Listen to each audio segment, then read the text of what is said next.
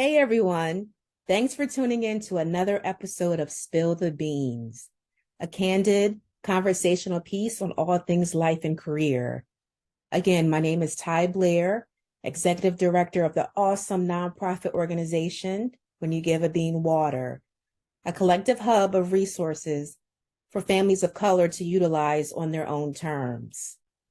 In this episode, we will be discussing a topic that more often than not comes with a stigma. Mental health is our emotional, psychological, and social well-being. It is how we think, feel, and act. Many factors can affect the state of our mental health, which is why it is so important to educate ourselves on that balance.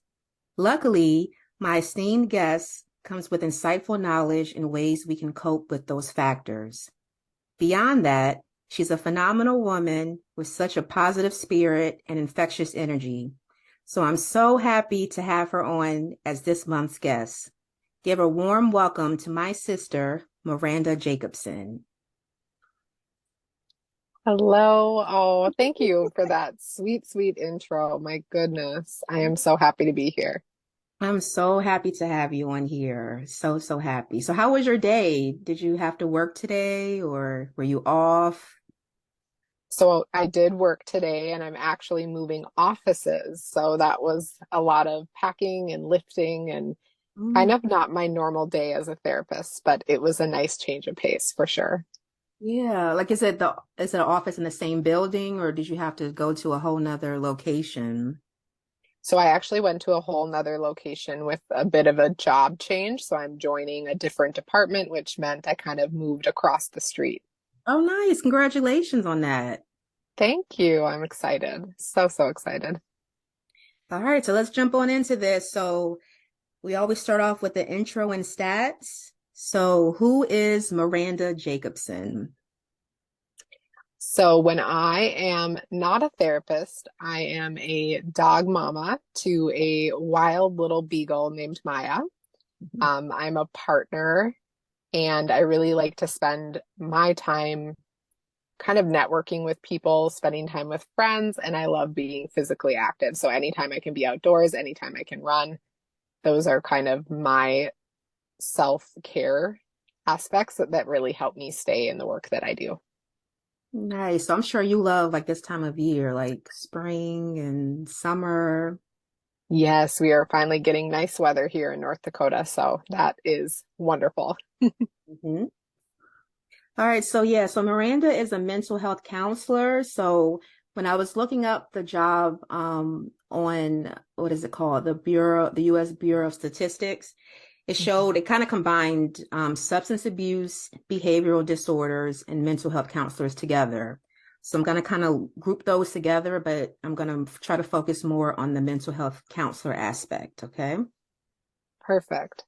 So let's do a quick job description. So substance abuse, behavioral disorder, and mental health counselors advise people on a range of issues, such as those relating to alcoholism, addictions, or depression. They provide support, including for prevention, to help clients recover from addiction, modify problem behaviors, or improve mental health. And as far as some of their duties, they typically do the following.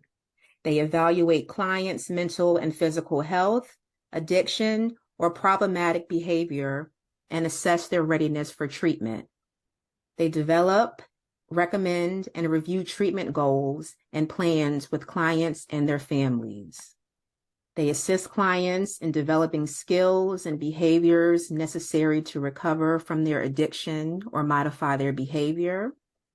They work with clients to identify behaviors or situations that interfere with their recovery. They document and maintain records of clients' progress. They teach clients' family members about addiction or behavior disorders and help them develop strategies to support clients in recovery. They refer to other resources and services, such as job placement services and support groups. They prepare clients for transition out of counseling through discharge planning, and they conduct outreach programs to help people identify the signs of addiction and other destructive behavior, as well as steps to take to avoid such behavior. So does that pretty much kind of give an idea as far as the job, the job description and the duties of your job? Yeah, absolutely. I feel like that is a really in-depth kind of bird's eye view of what I do. That's great. Now, can you give us like an idea of what a typical day for you at work would look like? Yeah, so my day starts at 9 a.m. and it ends at 5 p.m. And at my particular agency, I really do have that freedom and flexibility to kind of flex my work hours. I can come into work earlier so that I can leave earlier. I am solely in charge of my schedule. So I'm in charge of scheduling client appointments, in charge of client contacts. You talked about note taking, things like that. Mhm. So I really get to determine how many client sessions I schedule. I will say for trauma therapists, we don't schedule the regular caseload that some people might be familiar with. If you do have some familiarity with the mental health field, typical caseloads are 20. And so for us, our caseloads are more like 12 because we are so heavily focused on trauma. That's all we do. It's a majority of what we do. And that can come with a lot of obviously like mental exhaustion and burnout and compassion fatigue. So we really like to honor that and have a lower caseload. Um, I also, throughout the day, there's other things I do. My agency is a nonprofit organization within our small North Dakota community. And so we do have agency and department specific meetings that we attend. There's also events. We do a ton of networking because being nonprofit, a lot of our outreach and a lot of our funding does come from state level as well as community members that really love our mission and want to contribute to the cause that we are really working towards. Nice. Yeah, That is awesome. So you said that usually you can kind of set your own schedule, correct? correct. Yeah. And do you normally base that on like a patient an hour or like how do you set up, how would you set up your schedule? Yeah. So I like to give myself time in the morning to do looking at kind of my calendar for the day. I like to just kind of get a footing for what is going to take place. So I usually leave an hour block in the morning for notes and just scheduling things. And then I typically will do no more than two client sessions back to back. I like to give myself some time in between sessions, but the sessions are 1 hour. So I'll typically do, a 2 hour block, see two clients, give myself a little break. Maybe by that time it's lunch, and then I can schedule two more clients for 2 hours. So typically I try not to see any more than four clients a day, Mhm. which makes it kind of nice. And I obviously have room for those other things that are meetings and events. Right. And are most places like that? Like in this type of profession, do they normally give you the liberty to create your own schedule, or did you Yeah, just that's a great. fall upon just this awesome nonprofit that just lets you, lets you do great things the way you want to do them? I definitely fell upon this awesome agency. A lot of places do have, like, if you are billing insurance in private practice, Mhm. you are only getting paid when you're in session with clients. So that, of course, in those kinds of settings, a lot of people will pack their schedule because they're seeing it as for every hour that I'm seeing someone, I am also getting paid for that. And Right. it's a great way to increase your pay, where for me, I'm paid salary. It really is the agency's policy that they want us to have the freedom to kind of take charge of our own schedule and run our day the way that we would like to, which is beautiful and right up my alley. Yes, definitely. So yeah, so mental health counselors, they advise individuals, families, couples, and groups. Some work with specific populations, such as children or older adults. Mental health counselors treat clients who have a variety of conditions, including anxiety, depression, grief, and stress. They also help with emotional health and relationship problems. So again, substance abuse, behavioral disorder, and mental health counselors, they work in a variety of settings. These can include inpatient and outpatient treatment centers, correction facilities, and hospitals. Some addiction counselors work in residential treatment centers where clients live in the facility during their recovery. And although rewarding, the work of substance abuse, behavioral disorder, and mental health counselors is often stressful, just as you mentioned. So many counselors have large workloads and do not always have enough resources to meet the demand for their services. In addition, counselors may have to intervene in crisis situations or work with agitated clients. We'll probably get more into Hmm. that with the pros and cons, I'm sure, once we get to that. Absolutely. All right, so education, how to even become a substance abuse, behavioral disorder, or mental health counselor. So they typically need a bachelor's degree. However, specifically the mental health counselor typically needs a master's degree. Common fields of undergraduate study include psychology, public policy, and social services and social science. Master's degree programs often include an internship that is clinically supervised. So substance abuse and behavioral disorder counselors in private practice must be licensed, but all states require mental health counselors to be licensed. Licensure requires successful completing a national examination and supervised clinical work under the supervision of a licensed counselor. And some jobs require counselors to have certification in basic life support or cardiopulmonary resuscitation. So in your case, can you just go over like your education? You had to get a master's degree, I'm assuming. Is that correct? Correct. Yeah. So, a lot of the times, if you come in with a undergrad degree that is different, so for example, I came in with an elementary education undergrad degree, and a lot of the times they'll honor certain credits from that, whether it's, education or psychology. So I enrolled in a master's program, which was 2 years. It was a clinical mental health counseling was kind of the degree.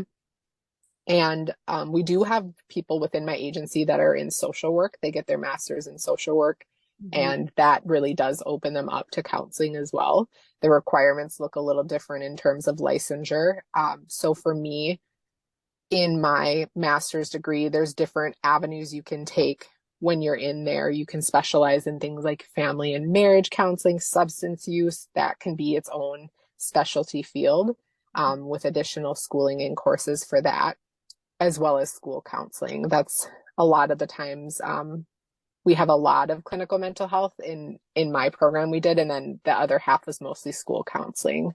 So the degree I have is clinical mental health counselor, and that just gives me that opportunity, as you mentioned, to work in different settings. I can work in outpatient centers, private practice. Where I'm at now would be considered a community center, and I can also work in hospitals too. Awesome. Yeah, that gives you a lot of variety, which is important It because does. to have that option is a blessing for sure.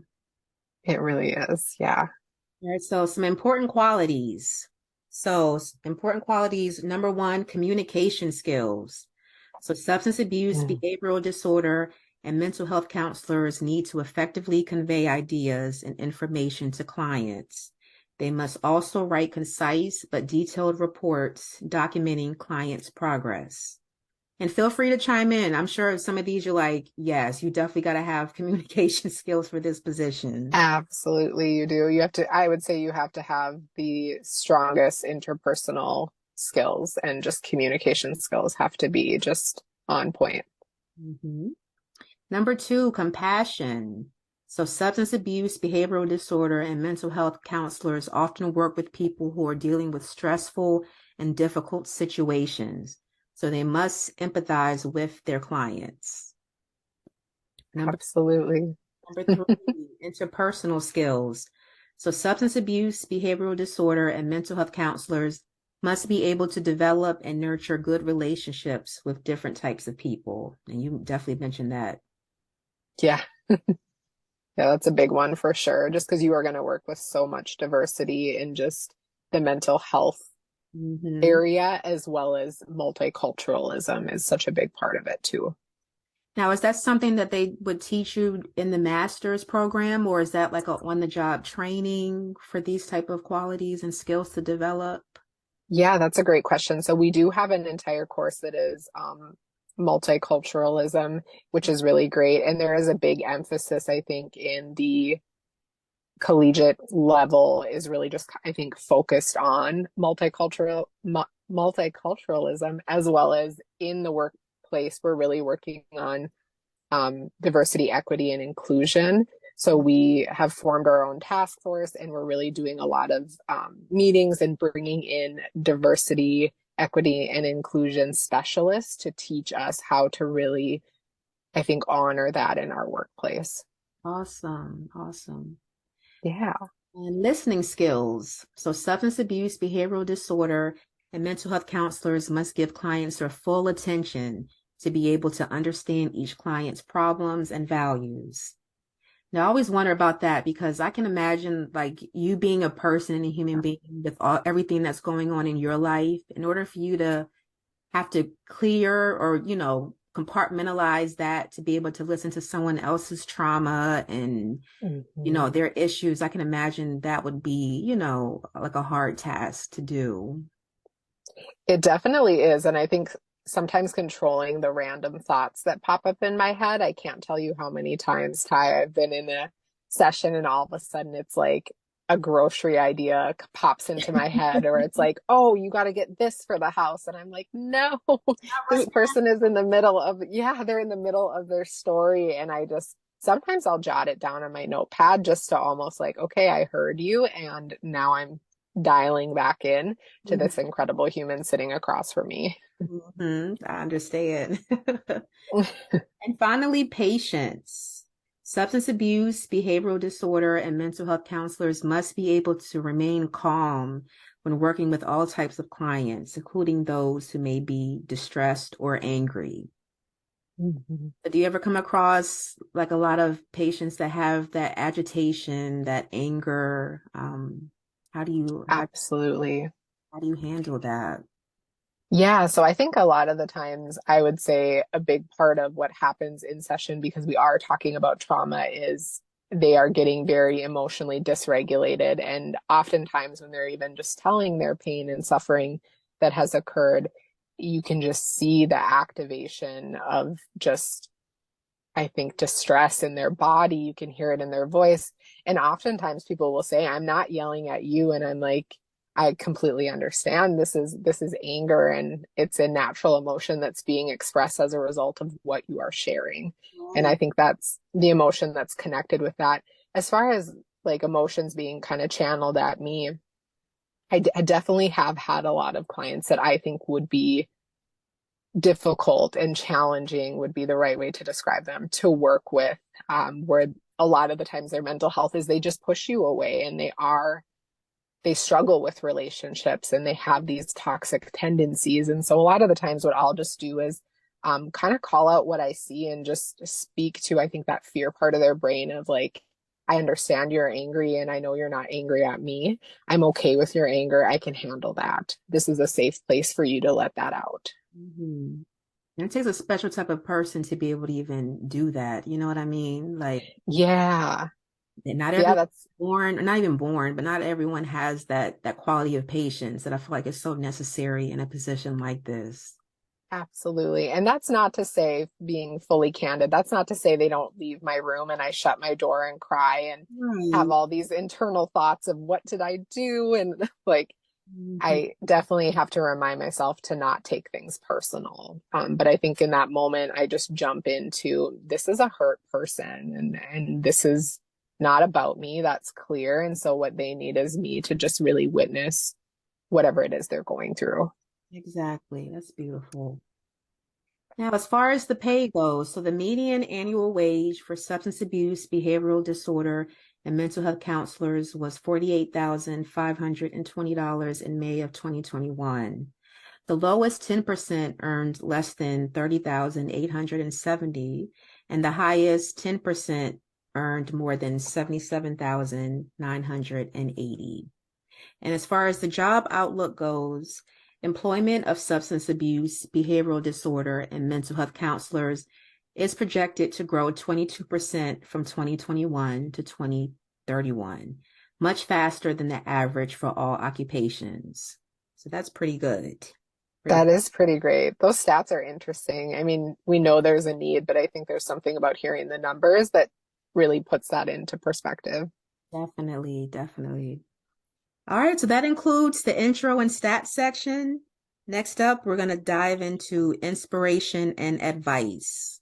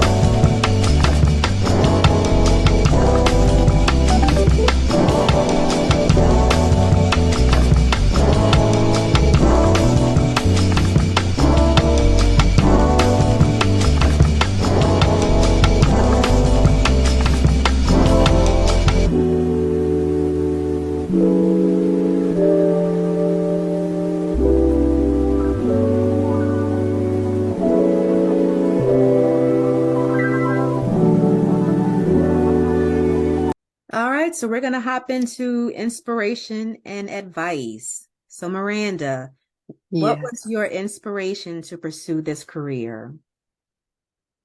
I love this question because I just love inspiration and advice. Those are like my jams. So this is perfect. My inspiration for this position truly came at a time in my life when I just changed everything. As you know, I had gone through a divorce and I knew that I was leaving the education field and I was really in search of that career that would light my soul on fire. And one of my best friends working as a teacher was a counselor. And I remember she said to me, what do you love about this work? And I said, I love when I can sit with the students or just be with a person and ask about their night and their day and their feelings and how the things that happen to them impact their thoughts and feelings and behaviors. And she just kind of laughed at me and said, that's counseling. You basically just described counseling. So, from there, once I got into the field, I just continued in my master's program to get those butterflies and feelings of confirmation that this is exactly where I need to be and to be a person that can sit with someone in their suffering and be what they need in that moment is so incredible. This work is so sacred and the responsibility is something that I just feel like I'm the lucky one that I get to do what I do. That's beautiful. Well said, for sure. And I love Thank you. that.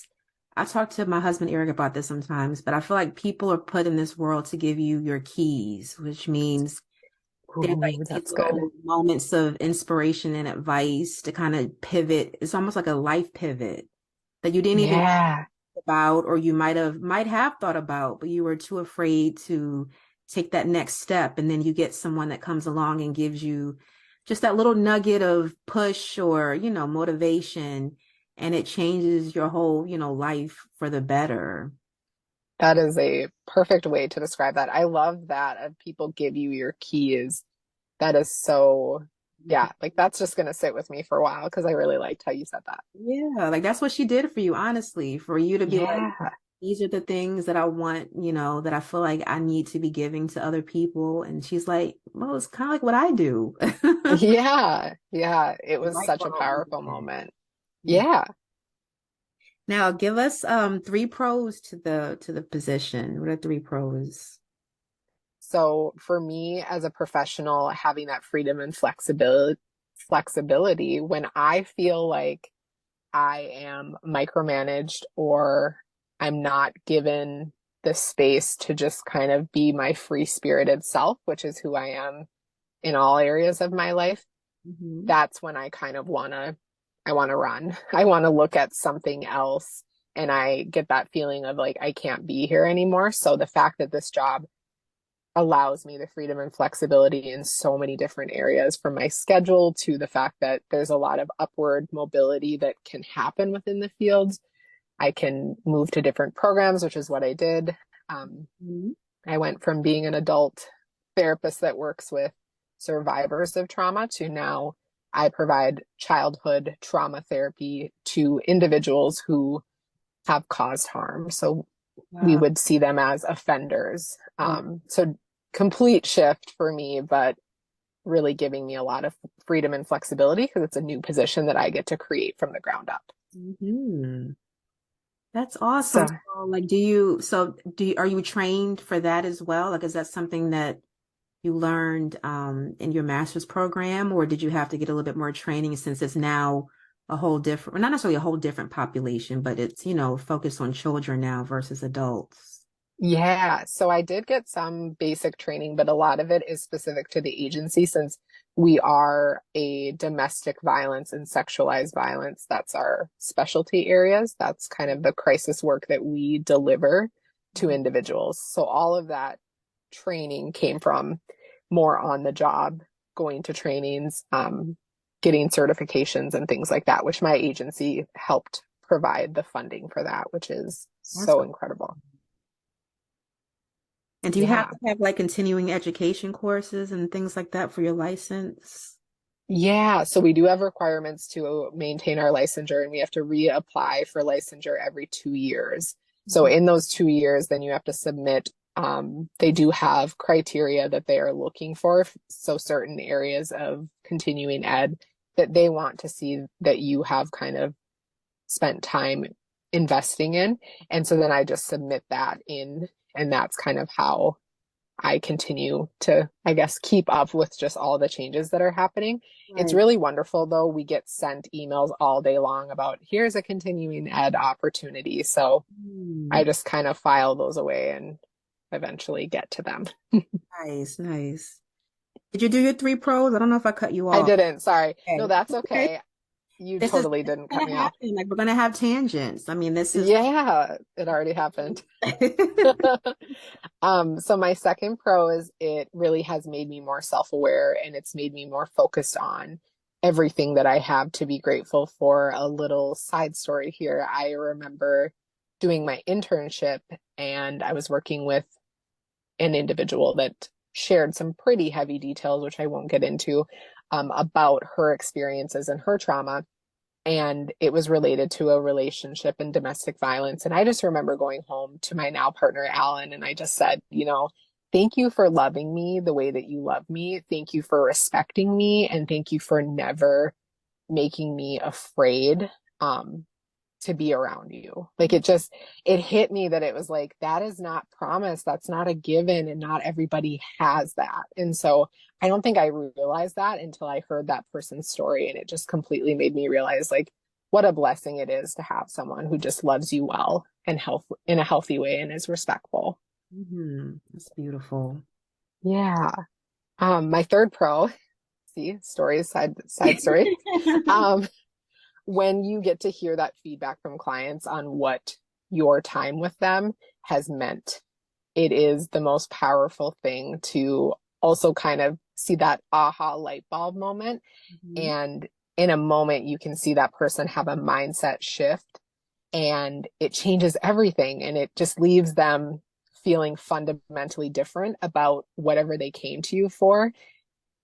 It's unreal. Like if I could replay that experience over every single day or anytime I get just in my head about how hard the work is, I always come back to what that's like to witness someone's life literally change right in front of your eyes.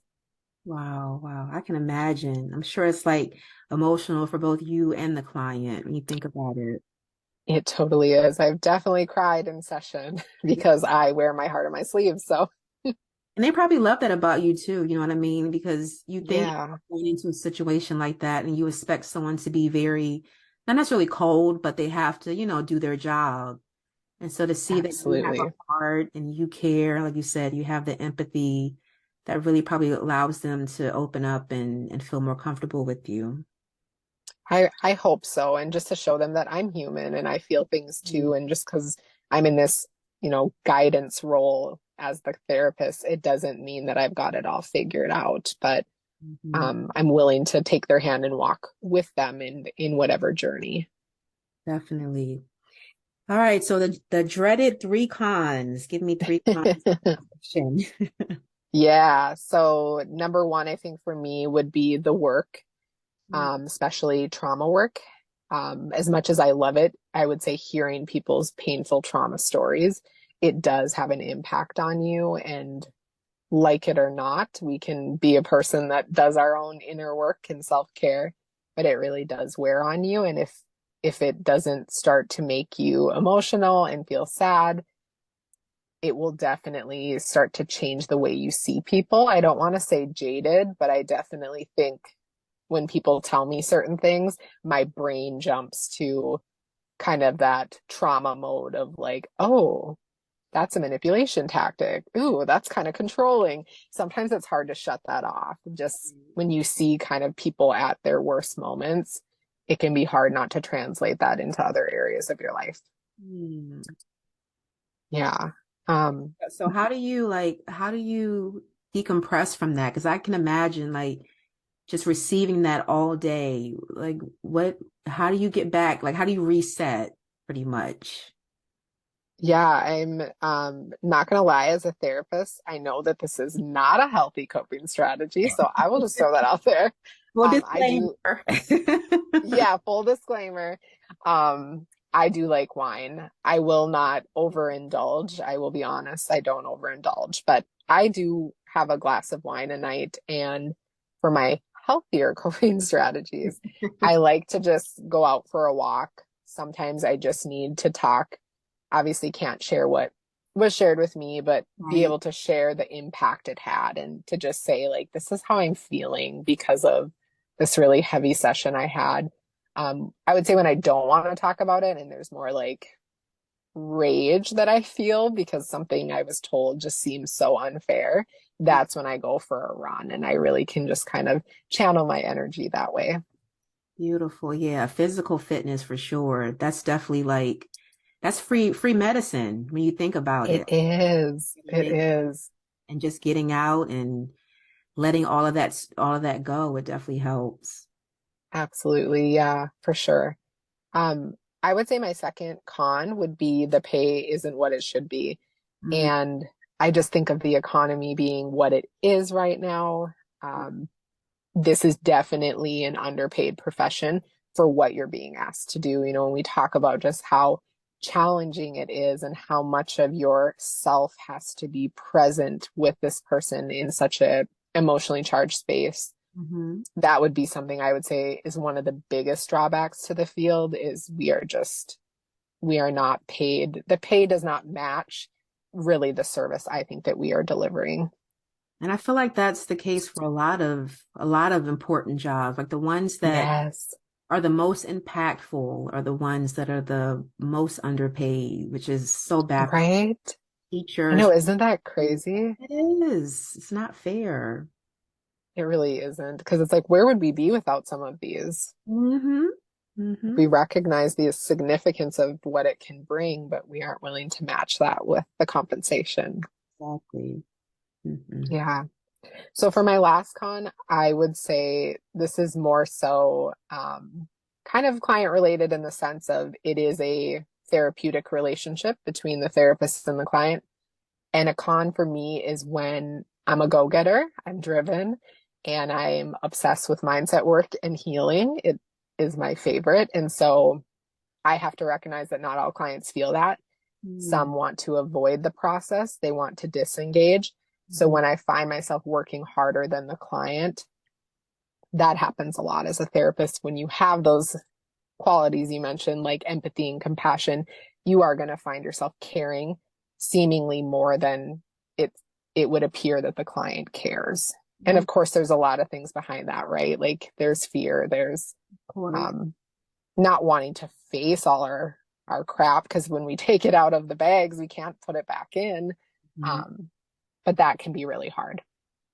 So like how would you break through with a person like that? Like is is that something where you just try to get them through to the next phase, or is there usually a breakthrough that eventually does take place? It just takes more time. Yeah, I would say it's definitely the last part of what you said. There will be that breakthrough. It just takes time. Often it's just remembering that they have their own pace, they have their own readiness for change. There's something we learn in schooling that talks about like where are they at in the stages of change? Are they at the pre-contemplative, um, or are they at the action phase? Hmm. And then I also like to just kind of I'm a big fan of let's just address it. Let's just talk about it. And so I will even say to individuals, it kind of seems like you're really resistant. You're really hesitant with, whatever it is we're working on and scale it back to, maybe checking in with them of like, how important is this change to you?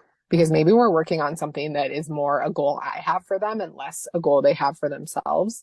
Makes And sense. then yeah. And then another scale I really love is like, how confident are you that you can make this change? Because if there's low confidence, it's like, well, there you go. Like, Mhm. that's why they're not working is because they have this underlying belief that what's the point? I can't do this. Right. Interesting. Okay. Yeah. Now, advice for someone interested in what you do. Ooh, this is probably, I will say these are my favorite questions a lot. They're all so good. Um, So, my advice for someone interested in counseling, specifically if you're going into trauma focused, anything related to community violence, or just truly mental health, it could be in general, would be to do as much job shadowing as you possibly can. As much as you can place yourself in that world and get in the headspace and get the best way for yourself to determine if this is something that you'd enjoy doing. Even if after all that shadowing, you find out, hey, I can't do this. This is not the field for me. I can't see myself doing this for the next however many years. Hmm. I think it's always better to know that prior to enrolling in school and committing to a 2-year degree. This is spoken from someone who did that. I have a master's degree that I no longer use, which I don't regret. I just really, that's my biggest piece of advice is make sure that the job and the lifestyle that that entails is a good fit for the life that you envision. Hmm. And also just knowing that it's okay if it just doesn't work out because those things happen. Like Absolutely. the case where you had to pivot. You Yep. know, sometimes it takes people two times, three times, maybe even five times just to try to figure out what that niche is where they're supposed to be. So, Absolutely. Yeah, no, that's such a good point. Like let yourself evolve and let yourself know that like maybe that position you're in right now served you in a certain season of your life. And mhm, now it's kind of you've outgrown that and you're allowed to outgrow anything for sure. definitely. All right, well, that concludes inspiration and advice. We're going to tap into that final segment, get to know. Ooh, I Right? like it. I'm excited about this one.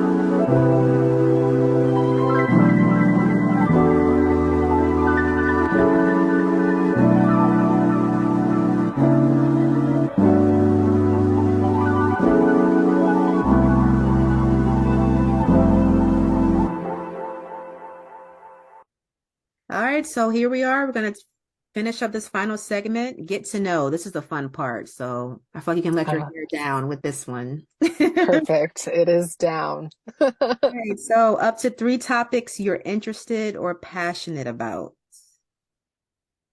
Yes, three topics. Okay, so the first one that pops out to me is organizing. I Hmm. love organization. I am just having the best time ever. My partner and I just bought a home. So we are just, when I say we, I'm saying I'm playing around with organizing. He's being really great and saying, sure, do whatever you want to do. He's very supportive. Nice. Um, the second topic I love is interior design. I love to be able to decorate and do your own kind of DIY painting. I'm kind of working on right now doing this funky wallpaper in our dining room. So that's really fun for me. And I'm having a blast with that. Um, one more. Let's see. I would say inner work or mindset work. Mhm. I love that and do that for myself. That is a big part of, I think, what keeps me feeling like I can have longevity in the field that I have because I do actively spend time to meditate, journal, do some really great reframing and rewiring of my mind. Mm. Yeah, I feel like that's important. Like the counselors need counseling too, or the therapists need. We absolutely do. That's very important. And that's part of your job. So you definitely should be in tune into that, even in your own day-to-day life. So that's important. Absolutely. Practice what you preach type. Oh, yes, that's so true. All right. So up to three content creators you always tap into. Three content creators. I would say I follow a lot of individuals who have businesses. I really like supporting fellow entrepreneurs. That is, I Mhm. am all like, especially empowered females. I love career driven, empowered women. And so it's not just because I'm on this podcast, but Ty, you are definitely someone that um, your new nonprofit, I follow that. I love it. I just am so excited to see all of the people that you are going to just connect individuals to. It's just going to be this powerful, supportive network, and I'm here for it. Appreciate it. Yeah, you're welcome. Ty, and then I would say Taylor Lee. She is a business coach, and she really focuses on doing things in alignment and being really in touch with manifestation. And that is something that work that I've done and work that I believe very heavily in. Mhm. The last content creator, I would say, I think her page is Big Time Adulting. And it's very funny. I don't have children, but she talks about like the humor in being a mom and how just to be forgiving and understanding and to just love on yourself because it is such a hard job. And I think that's the next phase for sure in my life. So I really love the humor and the realness behind her page. Yeah, that's awesome. Listen, when you become a mother, you will have to find the humor to get through, get through the Right? ups and downs for sure. If you can't find the humor, you're going to stress yourself out. So Yeah. And you're going to do a glad lot you're of starting crying. early. That's what I'm trying to do. I'm just flooding my brain with all of that. And I love like content creators like that because there's so many positive ones out there that don't get much spotlight. But once you Yeah, follow people like that, like it really makes a difference in how you think, how you live day to day. So like seeing totally. like that, yeah, it just changes your perspective on life, especially if you're a person that normally thinks negative about things or Mhm. like things don't ever go your way, like tap into some positive content creators, let them fill up your timeline with a lot of positive energy, and you'd be surprised what ends up manifesting into your own life. Yeah, absolutely. It's like that's such a beautiful thing to surround yourself with, not just people who I think we were taught and told to surround yourself with people who think like you. And when we are focused on growth and development, I think it's crucial to surround yourself on your social media pages with people that you want to think like. Maybe Yeah. you're not there yet, but it's like, I want to embody that mindset. I think that really should be the goal. Well said. Well said. All right, so up to three stores you shop at the most. Where are you spending all of Alan's money? Oh, this is too easy, and I answer it so quickly. I would say I love Target, I love Yeah. Walmart, and I love me some Old Navy. Yes, the bet. Look, Target takes everyone's paychecks. I really believe that. Like, Oh, I'll go in there for one thing and I'll come out with a whole basket. yes. Isn't that crazy how you're like, I just need milk? That meme is so true.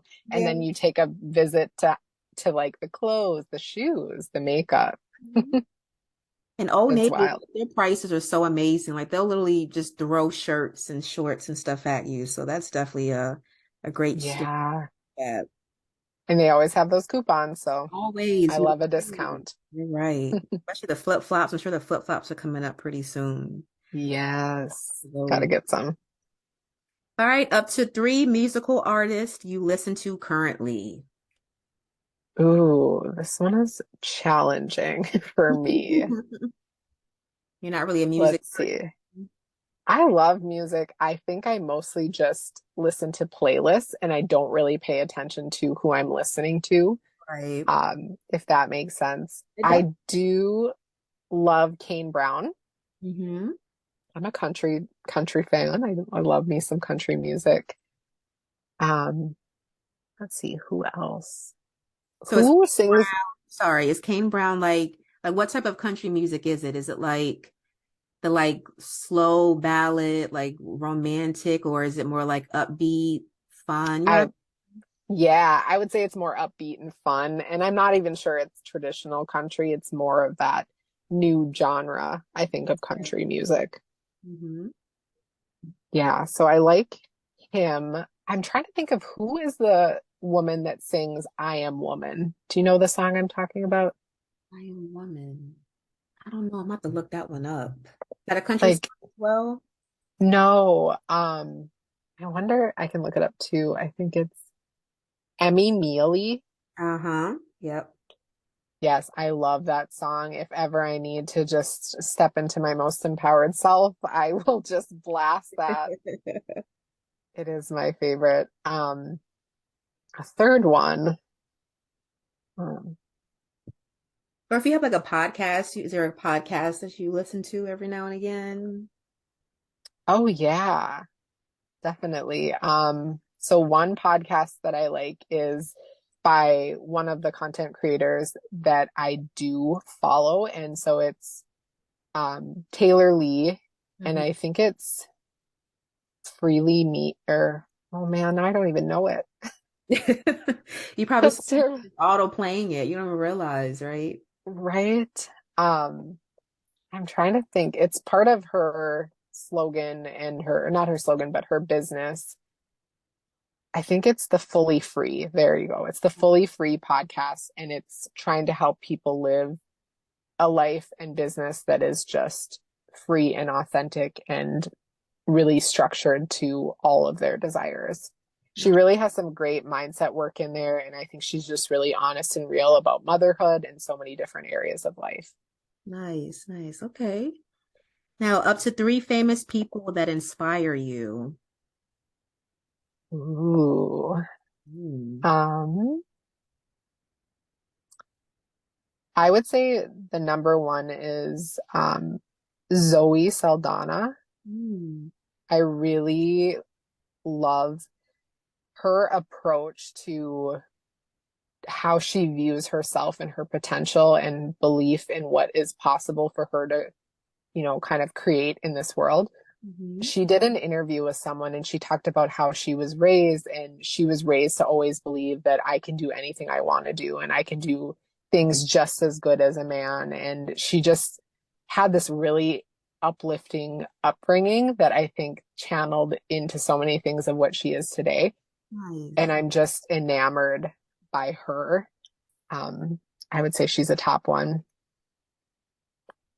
Number two would be Brene Brown. I love Brene Brown. I think she is a god. It's unreal. She probably is, right? Yeah, just her shame research. And we were kind of taught to get used to a lot of her things early on in the counseling field. We watched a lot of videos on topics that she talks about. Yeah, doesn't she do like, was it like shame and vulnerability? I think. Yes. Yeah, Yep. yeah. Yeah, she's really incredible. Um, Another one, I'm super curious if you will have her on this podcast, Ty, because I think she's incredible and she talks about everything like financial well-being, and she's known as the budget nista. My gosh, I love her. Tiffany, I don't know how to say her last name. Alice, I think it is. Alice, yes, I think she is phenomenal and she represents so many things of just like career driven, empowered, incredible person that I'm like, I love her stuff. Anything she puts out, I'm like, yes, I need that in my life. Hmm. And it's so funny. Like I found her during the pandemic. Like I didn't even know about her until 2020 because I Oh, was trying to really? figure out like, oh my gosh, I'm laid off my job. I don't know what I'm gonna do. And I somehow came across her and she literally opened, like she kicked the door open to like all of these like just monetary ideas and budgeting and Oh, saving that's and incredible. investing. Like I ended up joining her academy. I think it's called Live Richer Academy, I think it's called. How is that academy? I've Yeah. wanted to join. Oh my gosh, it was so worth it. Like every aspect of financial literacy and life is given in that academy. And Oh, it I literally love changed that. my life. Like I literally owe her a lot because before that, you go day to day, but you're like, okay, I have an emergency fund. I save a little bit. I wasn't investing because it was so like over my head. So Yes. for the pandemic to hit, and I'm like, okay, how am I gonna make this money stretch? Like I don't know when I'm gonna Yeah. get in, and it was a lot. So to come across her was a godsend for sure. Talk about the divine timing of that you just got that financial wholeness, I think is something she talks about too, where you can just how you feel about your money. That totally came for you at a time when you needed it most. Most definitely. All right, and then finally, something people may not know about you. Something people may not know about me. Huh.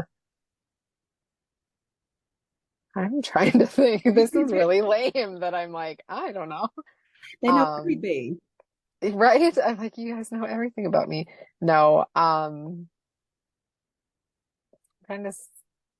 Oh, so this is something that comes up and is really interesting. A lot of people do not know that I've actually been to college for a really long time. Um, I was a college student for 9 years. So Wow. people can rewind that, play it back. You're still going to hear it the same. It is 9 years. Hmm. Um, A long yeah, I went to school for a long time. I felt like it was like that too. Like it just felt like this never-ending long stretch of just schooling and tests and Absolutely. everything. So you Absolutely. And out that's on the other not required. side. Sorry, what was that? I said, and you made it out okay on the other side. I sure did. It's not required for this career, I will say that. Mhm. It's just a lot of finding yourself. I feel like when you're in college, it's a lot of trying to figure out who you are and what you want to be. Definitely, definitely. All right. Well, Miranda, thanks so much for your time. Like I really, really, really appreciate you doing this with me. So thank Thank you for asking me. So how can people find you or how can they follow you? Yeah, so if you wanted to follow me, I actually do have a business that I organize, and this is not me trying to pitch to anyone that is listening, but if you are a lover of organizing, I would love to have people follow me at Miranda Jacobsen .creative. Nice, nice. And it's great. I love that page because I'm really big on organizing as well. I think in my head, I'm a better organizer than I probably am in real life, but it's Same in a such a lot of ways. pretty good at it. Thank you for that. It is honestly a passion project that I love and enjoy. So if nothing else, it'd be cool to just pick up some other friends that also love organizing. Mhm. And then it helps your like living space as well. Like when you're organized, you're able to think more clearly, you're just able to Yeah. just breathe. You know what I mean? It's weird how Absolutely. your home can just create so much angst and tension. So I definitely kind No, exactly. It's a mental health, I think, reliever too, to just clear the clutter in your mind and in your physical space. of, all right. All right. Yeah. And listeners, thanks so much for tapping in. Every month, I'll have a new episode with a new guest. But until then, you can follow me on all social media platforms. That's Instagram, TikTok, Facebook, all at Give a Bean Water. And you can also check out my website, giveabeanwater.org. And until next time, thank you again, Miranda. This was fun. I really enjoyed this. Thank you so much for having me. Yes. Thank you guys. All right, we are done. Yay! That was so fun. I have never done a podcast before, I and this was a know, but it was blast. so great. Oh my gosh, that was so fun.